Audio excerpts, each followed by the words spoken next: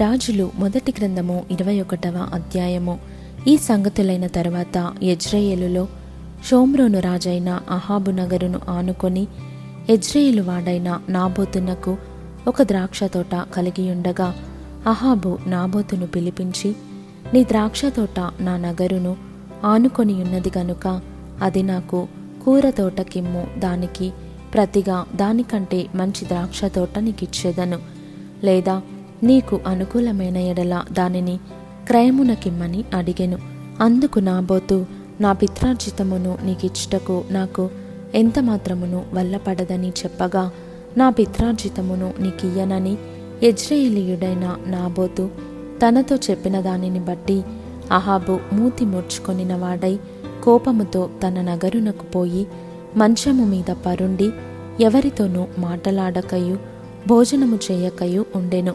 అంతటా అతని భార్య అయిన యెజబెలు వచ్చి, నీవు మూతి ముడుచుకొనిన వాడవై భోజనము చేయక యుండెదవేమని అతని నడుగగా, అతడు ఆమెతో ఇట్లనెను, నీ ద్రాక్ష తోటను క్రయమునకు నాకిమ్ము, లేక నీకు అనుకూలమైన ఎడల దానికి మారుగా మరి ఒక ద్రాక్ష తోట నీకిచ్చేదనని యెజ్రెయేలీయుడైన నాబోతుతో నేను చెప్పగా, అతడు నా ద్రాక్ష తోట నీకియ్యననెను. అందుకతని భార్య అయిన యెజబెలు, ఇశ్రాయేలులో నీవిప్పుడు రాజ్య పరిపాలనము చేయుటలేదా? లేచి భోజనము చేసి మనస్సులో సంతోషముగా ఉండుము. నేనే యెజ్రెయేలీయుడైన నాబోతు ద్రాక్ష తోట నీకిప్పించేదనని అతనితో చెప్పి, అహాబు పేరట తాకీదు వ్రాయించి అతని ముద్రతో ముద్రించి ఆ తాకీదును నాబోతు నివాసము చేయుచున్న పట్టణపు పెద్దలకును సామంతులకును పంపెను. ఆ తాకీదులో వ్రాయించినదేమనగా, ఉపవాస దినము జరగవలెనని మీరు చాటించి నాబోతును జనుల ఎదుట నిలువబెట్టి, నీవు దేవునిని రాజును దూషించితివని అతని మీద సాక్ష్యము పలుకుటకు పనికి మాలిన 2 మనుషులను సిద్ధపరచుడి. తీర్పు అయిన మీదట అతని బయటికి తీసుకొని పోయి రాళ్లతో చావగొట్టుడి. అతని పట్టణపు పెద్దలను పట్టణమందు నివసించు సామంతులను యెజబెలు తమకు పంపిన తాకీదు ప్రకారముగా జరిగించిరి. ఎట్లనగా, వారు ఉపవాస దినము చాటించి నాబోతును జనుల ఎదుట నిలవబెట్టిరి. అప్పుడు పనికి మాలిన 2 మనుషులు సమాజంలో ప్రవేశించి అతని ఎదుట కూర్చుండి, నాబోతు దేవునిని రాజును దూషించెనని జనుల సమక్షమున నాబోతు మీద సాక్ష్యము పలుకగా, వారు పట్టణము బయటికి అతనిని తీసుకొని పోయి రాళ్లతో చావగొట్టిరి.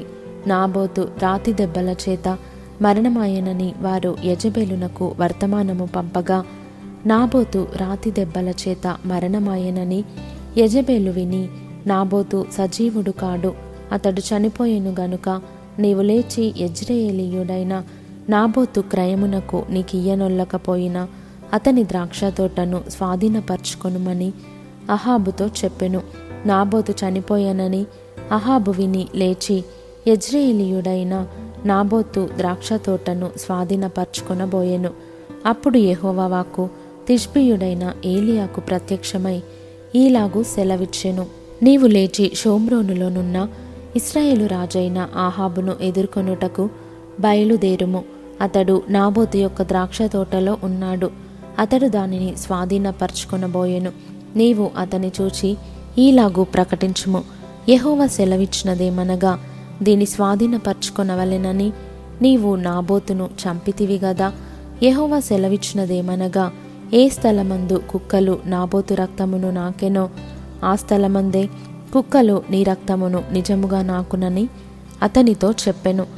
అంతటా అహాబు ఏలీయాను చూచి, నా పగవాడా, నీ చేతిలో నేను చిక్కుబడితినా అని పలుకగా, ఏలీయా ఇట్లనెను, యెహోవా దృష్టికి కీడు చేయుటకు నిన్ను నీవే అమ్ముకొనియున్నావు గనుక నా చేతిలో నీవు చిక్కితివి. అందుకు యెహోవా ఈలాగు సెలవిచ్చెను, నేను నీ మీదికి అపాయము రప్పించెదను, నీ సంతతి వారిని నాశము చేతును. అల్పులేమి ఘనులేమి ఇశ్రాయేలు వారిలో అహాబు పక్షమున ఎవరునూ లేకుండా పురుషులనందరినీ నిర్మూలము చేతును. ఇశ్రాయేలు వారు పాపము చేయుటకు నీవు కారకుడవై నాకు కోపము పుట్టించితివి గనుక నెబాతు కుమారుడైన యెరొబాము కుటుంబమునకును అహీయా కుమారుడైన బయెషా కుటుంబమునకును నేను చేసినట్లు నీ కుటుంబమునకు చేయుదునని యెహోవా సెలవిచ్చుచున్నాడు.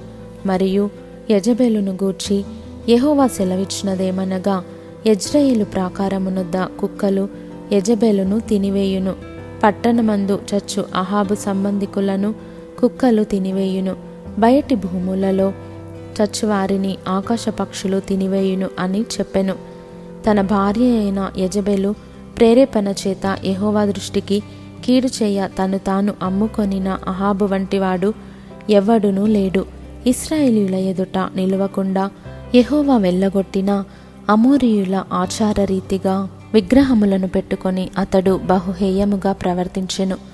అహాబు ఆ మాటలు విని తన వస్త్రములను చింపుకొని గోనెపట్ట కట్టుకొని ఉపవాసముండి గోనెపట్ట మీద పరుండి వ్యాకులపడుచుండగా యెహోవా వాక్కు తిష్బీయుడైన ఏలియాకు ప్రత్యక్షమై ఈలాగు సెలవిచ్చెను.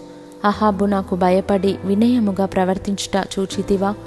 నాకు భయపడి అతడు వినయముగా ప్రవర్తించుట చేత ఆ అపాయము అతని కాలమునందు సంభవింపకుండా ఆపి అతని కుమారుని కాలమునందు అతని కుటుంబీకుల మీదికి నేను దాన్ని రప్పించెదను.